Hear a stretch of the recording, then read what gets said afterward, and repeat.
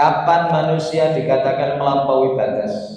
Mereka dikatakan sudah melampaui batas dari aturan hidup yang Allah tetapkan. Satu, ketika dia tidak beriman kepada Allah, itu berarti sudah offset. Orang hidup kok tidak beriman kepada Allah, hidupnya sudah offset, sudah melampaui batas. Dari mana itu kita dapati? Dari keterangan yang kemudian Allah sampaikan di dalam surah Al-Baqarah 21. Dengan jelas Allah perintahkan kepada segenap manusia, ya ayyuhan nasu ubudu rabbakum. Wahai sekalian manusia, sembahlah Tuhan. Maka yang merasa dirinya manusia, ya berarti masuk ke dalam perintah tersebut. Apa itu? Nyembah. Nyembah itu berarti taat. Nyembah itu berarti beriman. Yang namanya ubud itu kan diambil dari kata abadah. Lalu orang yang melakukan itu namanya abid. Abid itu berarti orang yang mengabdikan diri sepenuhnya kepada Allah Subhanahu wa ta'ala. Maka Allah dikatakan sang khaliq, dan orang yang senantiasa menghamba kepadanya itu namanya abid, ma'bud. Jadi Allah yang disembah namanya ma'bud, kita yang nyembah namanya abid. Maka kita ini abdun min ibadillah. Maka orang-orang yang mendapatkan fasilitas akomodasi surga itu juga berdasarkan dengan tingkatan amal yang didapati ketika merasa atau ketika ia berada di surga. Sebagaimana yang kita dapati keterangan di dalam Sahihain, kitab Bukhari dan Muslim, Rasul sallallahu alaihi wasallam bersabda, al jannatu mi'atu darajah. Surga itu memiliki 100 tingkatan. Ma baina kulli darajatain, di antara 2 derajat atau 2 tingkatan. Jadi kalau misal kita memahami dari sabda Rasul sallallahu alaihi wasallam ini, kalau 2 derajat itu berarti misal ini derajat pertama, ini derajat kedua yang ada di atasnya. Di antara yang pertama dan kedua yang disampaikan oleh Rasul itu kama bainas sama wal ardh. Itu jaraknya seperti antara langit dan bumi. Berarti waktu tenan. Dan bagaimanapun kita memahami hadis ini secara visual tidak bisa disamakan. Maka tadi yang disampaikan oleh hadis atau dalam sabda yang kemudian pernyataan yang disampaikan oleh Ibnu Qayyim, pernyataan yang disampaikan oleh Ibnu Qayyim bahwa nama apa yang ada di dunia tidak sama dengan nama apa yang ada di surga. Jadi walaupun kita membayangkan tingkatan seperti yang kita lihat sekarang di mana tempat bumi kita berpijak dengan langit paling pertama yang kita lihat, jaraknya demikian amat jauh. Yaitulah gambaran yang kemudian kita dapati antara surga di tingkatan 1 dengan surga di tingkatan yang kedua. Jauh betul tingkatannya, walaupun secara visual Allahu a'lam.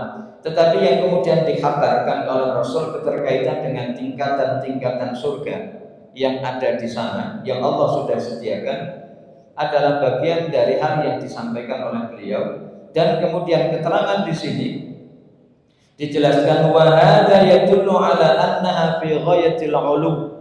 Ini menunjukkan bahwa surga yang Allah sediakan untuk hamba-hambanya yang beriman itu menunjukkan tentang tingginya tempat di mana surga akan menjadi tempat orang-orang mukmin.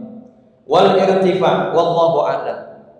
Maka hadis ini memberikan penjelasan sebagaimana di dalam hadis yang lain, wa inna fil jannati mi'atu darajah, bahwa di dalam surga itu ada 100 derajat. Di antara 2 derajat itu sebagaimana jarak antara langit dan bumi. A'addallahu mujahidin, a'addallahu lil mujahidin. Allah sediakan surga itu untuk orang-orang yang jihad fisabilillah. Artinya bahwa orang yang berperang di jalan Allah akan mendapatkan keutamaan lebih tinggi dibandingkan dengan yang tidak jihad. Sehingga tidaklah, kalau yang kita pahami ya, tidaklah dalam tingkatan yang sama antara orang yang sudah mendapatkan predikat syuhada, orang yang mati syahid di jalan Allah, dengan kita yang mati dalam keadaan iman biasa. Maka tentu orang yang biasa dengan yang luar biasa itu akan mendapatkan benefit, keuntungan yang berbeda. Tapi ya tetap namanya juga surga. Allah berikan 3 sifat yang melekat ada pada surga itu. Ma'asyiral muslimin a'azakumullah. Tetapi kemudian ketika kita melihat salah satu hadis Nabi yang lain ketika beliau mengatakan idza sa'altumullaha, kalau kamu minta kepada Allah fas'aluhul firdausa, maka mintalah kepada Allah untuk dimasukkan ke dalam surga Firdaus. Fa innahu wasatul jannati wa 'alal jannah wa fawqahu 'arsyur rahman.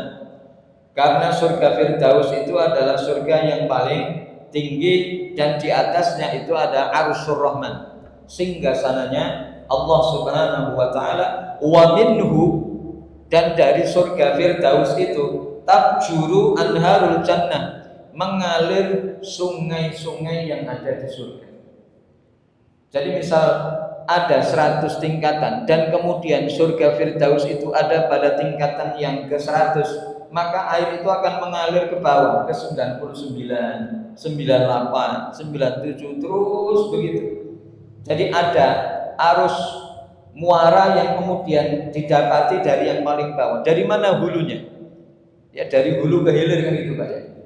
Hulunya itu adalah dari surga Firdaus ya, kemudian hilirannya itu menuju tempat-tempat yang sudah Allah sediakan yang berada di surga untuk didiami selama-lamanya oleh hamba Allah yang beriman dan beramal saleh. Jadi kalau mau minta itu jangan nanggung-nanggung gitu. Maksud dari apa yang diajarkan oleh Rasul. Karena ini kan termasuk ajaran Nabi untuk kita, Pak. Nek jaluk sing tenanan. Kalau mau minta itu yang sungguhan. Bila perlu disebutkan, sebutkan. Maka di sini mengatakan idza sa'altumullaha fas'alul firdaus. Sehingga kalau kemudian kita minta kepada Allah dalam doa, ya Allah, Allahumma adkhili al-jannah. Secara eksplisit, Allahumma adkhili jannatakal firdausa. Ya Allah, berikan hambamu ini berkesempatan untuk bisa masuk ke dalam surga Firdaus. Layak atau tidak layak kan bukan kita yang menilai, tetapi Allah Subhanahu wa taala. Bisa saja sebab karena doa yang kemudian kita mintakan lalu Allah mengijabahnya, Allah tempatkan hamba Allah yang mungkin dengan amalan yang biasa masuk ke dalam surga Firdaus. Karena penempatan di mana kita berada di dalamnya satu hak Allah. Lalu di mana tingkatan itu yang akan kita tinggali juga hak Allah. Kewajiban kita jaluk tok, masa minta aja yang sebagai kewajiban kita enggak tertunaikan dengan baik. Maka kalau minta jangan nanggung. Ini hadis Nabi yang kemudian menyatakan demikian. Mungkin kalau dalam pandangan lain enggak elok. Masa minta surga kepada Allah. Nah, kalau enggak minta surga kepada Allah terus njaluk karo sapa? Kan itu pertanyaan, Pak ya. Kalau enggak mau minta surga kepada Allah, terus kita minta surganya kemana? Orang Allah yang menciptakan. Sehingga kan ada orang yang berpendapat kalau ibadahmu karena ingin mendapatkan surgamu, mendingan enggak usah ibadah. Ya enggak gitu juga. Karena apa yang kita lakukan itu, ibadah yang kita kerjakan adalah bagian dari wasilah untuk menghantarkan ridha Allah. Itu yang pertama. Kemudian yang kedua, secara khusus disebutkan ada perintah dari Nabi untuk meminta surga kepada Allah. Dan yang ketiga, secara akal logis yang kemudian dibangun untuk minta kepada Allah, ya minta apa yang diinginkan. Keinginan kita apa? Agar Allah masukkan kita ke dalam surganya. Ya minta berarti. Jangan sampai punya asumsi Allah tahu apa yang kita mau. Ya betul, Allah tahu apa yang dikehendaki oleh hamba-hambanya. Tapi begitu itu belum tersebut, itu berarti belum menunjukkan kesungguhan dari keinginannya. Maka tidak ada salahnya. Bahkan ini perkara yang dianjurkan untuk minta surga. Yaitu Allahumma inni as'alukal jannah, kan gitu Pak ya. Ya Allah, saya minta kepadamu surga. Adapun di mana tempat yang kau akan berikan kepada kami, nahnu radun, kami ridha. Yang jenenge surga ya pasti penak lah. Ya. Derajat yang paling rendah sekalipun andai kata Allah berikan kepada kita, pastilah surga itu penuh dengan rahmat Allah, penuh dengan kemuliaan, penuh dengan ridha yang sudah Allah akan berikan. Ridha itu dalam artian mau makan apa aja monggo, mau minum apa aja monggo. Bahkan Allah sudah menyediakan fasilitas yang lain berupa bidadari, hawara.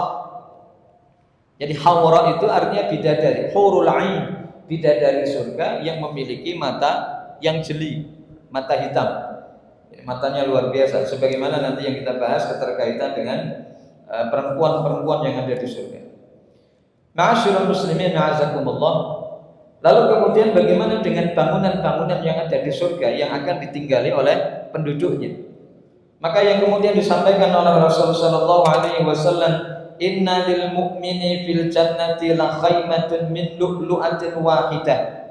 Bahwa untuk orang mukmin yang berada di surga itu disediakan satu kemah, tenda gitu ya, khaymah.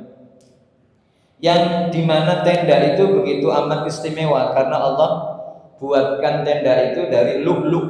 Lu'lu' itu berarti permadani ataupun mutiara yang begitu amat mahal. Wahidatun mujawwafatun tuluha sittuna milan, di mana panjangnya dari kemah yang akan disediakan untuk satu orang mukmin itu adalah panjangnya 60 mil. Kalau 1 mil itu kurang lebih 16 km, Pak. 1 mil 16 kilo itu dari mana-mana ya? Dari sini Natar lebih, Pak ya. Sampai Wates kebanyakan. Supaya kita punya gambaran real 16 kilo sampai mana gitu. Sampai mana, Pak? Sampai Natar. Taruhlah sampai Natar gitu. Berarti 1 mil itu kurang lebih 16 kilo itu dari sini ke Natar. Dikalikan 16, Pak. Berarti ombotenan ya. Berarti luas betul itu. Kemah yang akan Allah sediakan untuk penduduk surga. Berarti kalau rumah kita di dunia ini sempit, berbangga hatilah untuk di akhirat nanti bahwa rumah kita itu begitu amat luas. Belum dengan akomodasi lain yang Allah sediakan. Jadi akomodasi itu berupa kemah, ya, berupa satu rumah khaymah kemah itu yang dimana luasnya kurang lebih 16 mil. Kalau 16 mil, 1 mil itu kurang lebih 16 kilo ya berarti 16 kali 16. Berarti piro ki, Pak? 16 kali 16. Ratusan kilo ya. Nah, pokoknya banyak lah ya. Ratusan kilo berarti satu tenda itu ratusan kilo buluh jan. Saamban-amban itu ya. Begitu amat luas yang kemudian Allah berikan kepada orang-orang mukmin tersebut. Fiha ahlun, di dalamnya ada keluarga yang akan ditinggali. Wa yatufu alaihimul mu'min, dan kemudian orang mukmin akan berkeliling ya di antara keluarga-keluarga yang tinggal yang ada di dalamnya. Fala yara ba'duhum ba'dha, dan kemudian satu di antara yang lain itu akan memiliki private masing-masing yang tidak akan bisa dilihat oleh yang lain. Sebagaimana sifat dari bidadari yang melekat ada pada dirinya, Pak, itu dia tidak akan melihat kepada laki-laki lain. Dia hanya akan fokus tertuju kepada laki-laki yang sudah Allah sediakan untuknya. Berarti bidadari juga memiliki kesetiaan. Jadi kalau misal bidadari A itu sudah Allah berikan kepada si A, maka bidadari A itu nggak akan geser kepada bidadari atau kepada penduduk surga yang B. Jadi fokus kepada apa yang sudah Allah ciptakan untuk penduduk surga yang namanya si A tadi. Maka hal yang kemudian Allah akan berikan private dari masing-masing penduduk surga itu, dia tidak akan bisa melihat kepada yang lain. Artinya kemah itu sifatnya private, tidak bisa dilihat oleh yang lain. Tapi mereka akan berkunjung, mereka akan bersilaturahim. Sebagaimana mereka juga akan ke pasar. Lalu di surga juga akan ada pasarnya loh, Pak. Jangan kira jenengan kira surga ora ono pasarnya, ada pasarnya. Setiap hari Jumat. Jadi pasarannya di surga itu hari Jumat. Sebelum Jumatan ya. Ora ono di surga ora ono Jumatan meneh, wis libur. Ya, semua apa yang ada di sana itu hanya tinggal syukur yang tiada tara yang senantiasa terucap dari penduduk surga. Sebagaimana ucapan penyesalan yang tak berkesudahan akan diucapkan oleh penduduk neraka. Ngerti koyong ini, ngerti koyong ini, ngerti koyong ini, gitu. Tahu kayak gini, biyen jajal begitu. Coba dulu di dunia. Tapi yang ternyata apa yang di akhirat sudah tidak akan bisa mengembalikan suasananya untuk dikembalikan lagi ke dunia. Itulah cerita akhir dari setiap kehidupan manusia. Maka begitu kita sampai hari ini, bahkan nanti sampai mati, masih satu barisan bersama dengan orang-orang yang beriman dan bertakwa, itu nikmat betul, Pak. nikmat yang tiada tara yang Allah berikan kepada kita dengan status dan gelar sebagai orang mukmin itu sudah cukup untuk membahagiakan kita. Karena tidak semua orang mendapatkan gelar mukmin. Di sana ada gelar orang munafik, ada gelaran untuk orang musyrik, ada gelaran untuk orang kafir, dan itu gelar yang ditujukan keburukan atas sifat yang melekat ada pada mereka. Sementara keluhuran budi dan akhlak kepada Allah ditunjukkan dengan sebutan yang melekat ada pada mereka, yaitu mukmin, diambil dari kata amana yu'minu yang artinya beriman.